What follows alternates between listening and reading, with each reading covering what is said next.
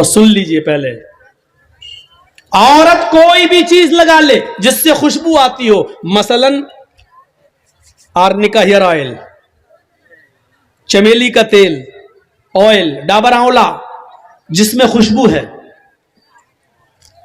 इस्तातरत बाब इस्तिफाल में तलब माखज, हर वो चीज जिसके अंदर खुशबू उठती हो, खुशबू लगती हो, ये चीज औरत घर में लगा सकती है। लेकिन अगर ये लगाकर घर से बाहर निकली, फमर्रत बिल मजलिस, और जहां लोग बैठे होते हैं उनके सामने से गुजरी, यानी रास्ते में चलती है, चौराहे पे जाती है, दुकानों से गुजरती है, दुकानों पे जाती है, फहिया कज़ा व कज़ा, वो ऐसी है, वो ऐसी है, वो ऐसी है। साहबा ने कहा, अल्लाह के नबी, ऐसी ऐसी का क्या मतलब है? नहीं सुन पाओगे, इतना बड़ा कलेजा नहीं है हमारा, किस जबान से हम बोलें? साहबा कह रहे, अल्लाह के नबी बताइए कैसी है? कहा नहीं समझे, कहा नहीं, खुल के बताइए।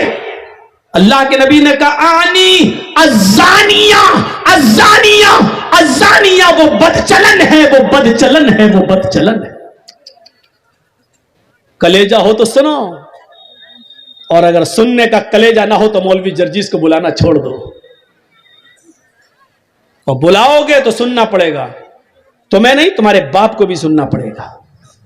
ये 10 साल हमने मदरसों में कोई घास नहीं छीली है, आलू नहीं छीले, यही सब पढ़ा है, और जो पढ़ा है वो बताऊंगा। ये नबी कह रहे हैं वो बदचलन है। हाय हाय, खुशबू लगाने वाली बदचलन है, परफ्यूम लगा के निकलने वाली बदचलन है। खुशबूदार कोई भी चीज अपने जिस्म पे लगा ले और दुकानों से जाकर शॉपिंग करे, उसको बदचलन कहा है। मर्दों के साथ दुकान पर बैठती हो 5-6 घंटे, वो कौन हुई? कॉलेज में लड़कों के साथ उसके पास बैठकर 5-5, 6-6 घंटे पढ़ती हो, और इंटरवेल में कॉलेज की कैंटीन में दोनों चाय पीती हो, वो कौन हुई? अगर उसके बारे में हम बोल देंगे तो ये गालियां देंगी बेचारी, हट पढ़ुआ मौलवी आ गए जाने कहां से। इसीलिए यहीं से अंदाजा लगा लो, जो औरत खुशबू लगाकर निकल जाए वो ऐसी है, वो ऐसी है, वो ऐसी है, यानी बदचलन है, बदचलन है, बदचलन है। जो परफ्यूम खुशबू लगाकर निकल जाए तो वो ये, तो मर्दों के साथ घूमने वाली, गैर मर्दों के साथ चलने वाली, उनकी बाइक पे बैठने वाली, उनकी मोटरसाइकिलों पर सफर करने वाली कौन हुई? शौहर का इंतकाल हो गया, बहुत पैसा छोड़ गया, बीवी जमीन और जायदाद की मालिक है, मियां बीवी दोनों हज करने जाना चाहते थे, हस्बैंड वाइफ दोनों हज करने जाना चाहते थे, दोनों ने फॉर्म भर दिया है।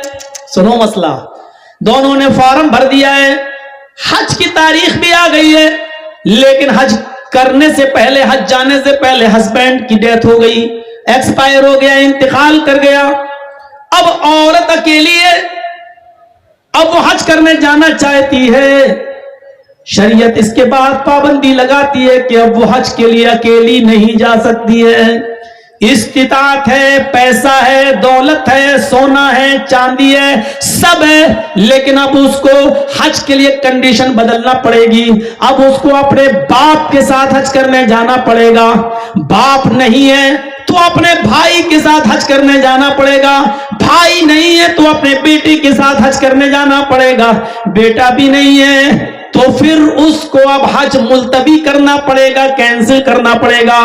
साहब वो तो इस्तिताअत है, पैसे वाली है, उसके ऊपर तो हज फर्ज है, लेकिन इस्लाम ये कहता है जब उसका शौहर इंतकाल कर गया, उसका बाप नहीं है, बेटा नहीं है, भाई नहीं है, तो अब उस औरत को अकेले हज की इजाजत नहीं है। अब वो औरत एक दीनी काम के लिए, हज के लिए अगर अकेली निकल रही है, खाने काबा भी पहुंच जाती है, सफा मरवा के चक्कर भी लगा लेती है, सारे अरकान भी कर लेती है, लेकिन अकेले जाती है तो अल्लाह की कसम उसका हज नहीं है, उसका हज नहीं है, उसका हज नहीं है। वो हज का एक सवाब उसको नहीं मिलेगा, बल्कि उल्टा गुनाह पड़ेगा, उल्टा उसके ऊपर अजाब पड़ेगा। इसलिए अजाब पड़ेगा क्योंकि उस औरत के ऊपर अब हज फर्ज नहीं था, इसलिए कि उसके ऊपर से हज कैंसिल कर दिया गया, क्योंकि उसको ले जाने वाला कोई महरम नहीं है। मेरी बहनों, हज जैसे मुकद्दस मकाम पर औरत अकेली नहीं जा सकती है, जहां किसी की इज्जत नहीं लुट सकती है, जहां सब लब्बैक लब्बैक कहते हो, ऐसी मुकद्दस जगह पर भी तुम अकेली नहीं जा सकती हो। हज ऐसी इबादत के लिए भी तुम अकेली नहीं जा सकती हो। ये तुम्हारे कलेजे कि तुम बाजारों में अकेली चली जाती हो, तुम कॉलेजों में स्कूलों में अकेली चली जाती हो, अपने घरों से निकलकर तुम अपने मायके अकेली चली जाती हो। ये कलेजा है तुम्हारा। शरीयत तो तुम्हें घर से बाहर निकलने के लिए भी अकेले इजाजत नहीं देती है। अगर तुम्हें घर से बाहर भी निकलना पड़े तो अपने शौहर के साथ जाओ, अगर शौहर ना हो तो अपने भाई के साथ जाओ, भाई ना हो तो अपने बेटे के साथ जाओ। अकेले शरीयत औरत को अकेले घर से निकलने की इजाजत नहीं देती है। फरमाया कि ला यखलुअन्न रजुलुन बिइम्रातिन, कोई भी मर्द किसी औरत से अकेले में तन्हाई में गुफ्तगू न करे, अकेले में न मिले, इल्ला काना सालिसुहुम शैतान, इसलिए कि वो दो नहीं होते बल्कि उनमें तीसरा शैतान होता है। ये शरीयत एक मुतय्यन कर रही है, रास्ता बता रही है कि कोई मर्द किसी औरत से अकेले न मिले। अल्लाह के नबी एतिकाफ में बैठे हुए हैं, अल्लाह के नबी की दो बीवियां नबी से मिलने आती हैं। अल्लाह के नबी सल्लल्लाहु अलैहि वसल्लम से मुलाकात करके जब वो वापस जा रही हैं तो अल्लाह के नबी उनको मस्जिद के दरवाजे तक छोड़ने के लिए आते हैं। सामने से दो अंसारी गुजर रहे हैं। अल्लाह के नबी ने उन दोनों अंसारियों को बुलाया, इधर आओ। वो दोनों अंसारी करीब आए। अल्लाह के नबी ने फरमाया, आए नौजवानों, ये दोनों मेरी बीवी हैं, ये दोनों मेरी वाइफ्स हैं, ये दोनों मेरी बीवियां हैं। और नौजवानों ने कहा, अल्लाह के नबी, आप हमसे ये क्यों बता रहे हैं, आप हमसे ऐसा क्यों कह रहे हैं? का इसलिए कह रहा हूं कि शैतान हर इंसान की रगों में खून में दौड़ता है। हो सकता है कि तुम्हारे दिल में शैतान ये वसवसा डाल दे कि मोहम्मद पता नहीं किन औरतों से बातें कर रहा था, ये दोनों औरतें कौन थी और क्यों मिलने आई थी। इसलिए मैं तुम्हें बता रहा हूं कि मैं किसी गैर औरत से नहीं, अपनी पत्नियों से, अपनी बीवियों से बात कर रहा था।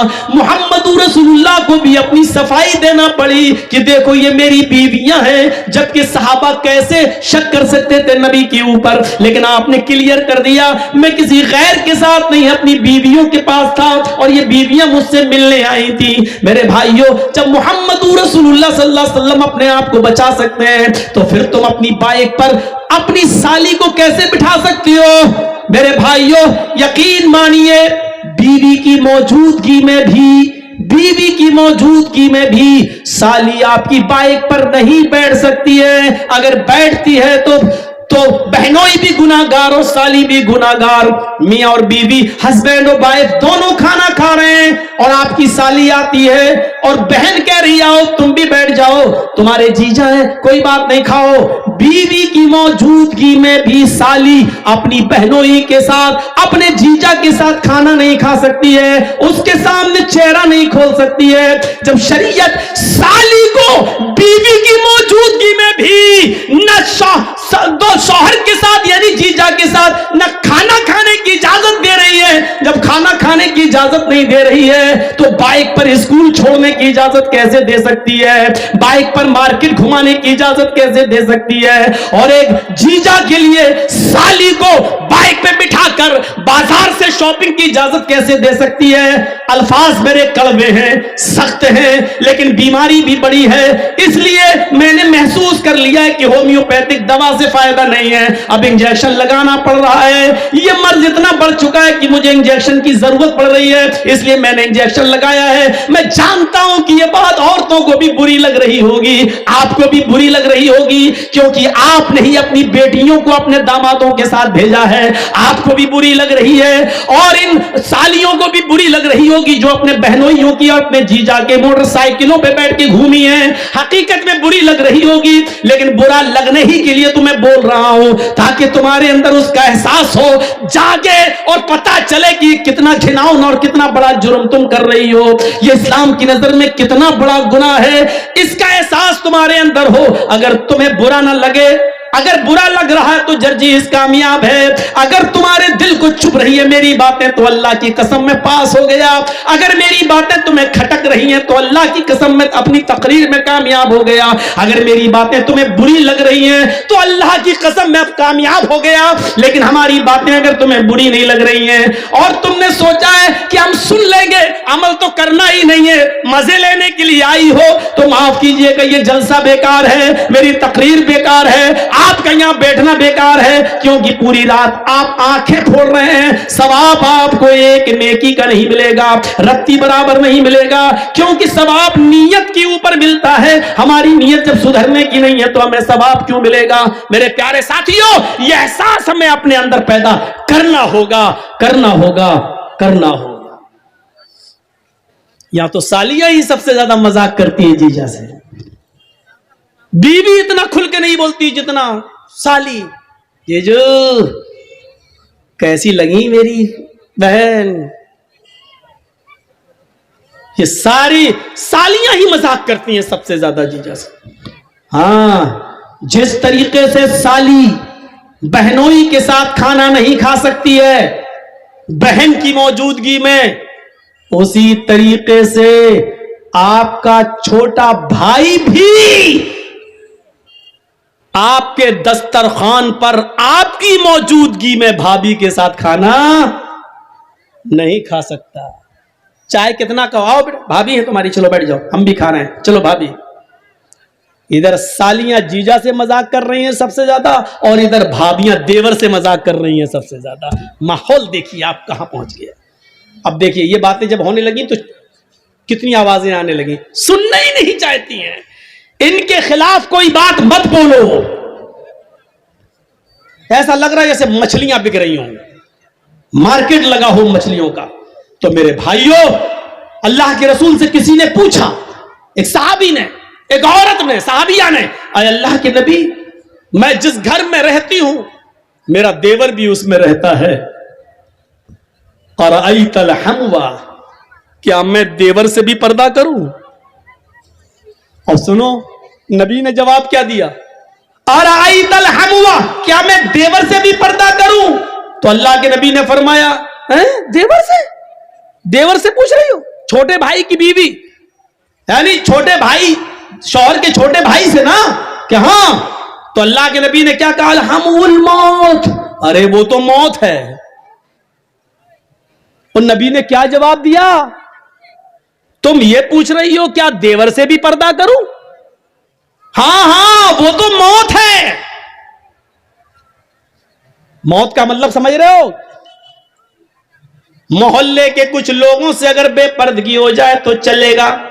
चलते चलते रास्ते में जा रही हो, गांव का कोई आदमी तुम्हें देख लिया, एक नजर जल्दी से पर्दा गिरा लिया, चलेगा।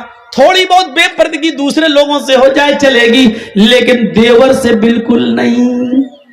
अलहमुल मौत, देवर तो मौत है भाभी के लिए, देवर तो मौत है भाभी के लिए।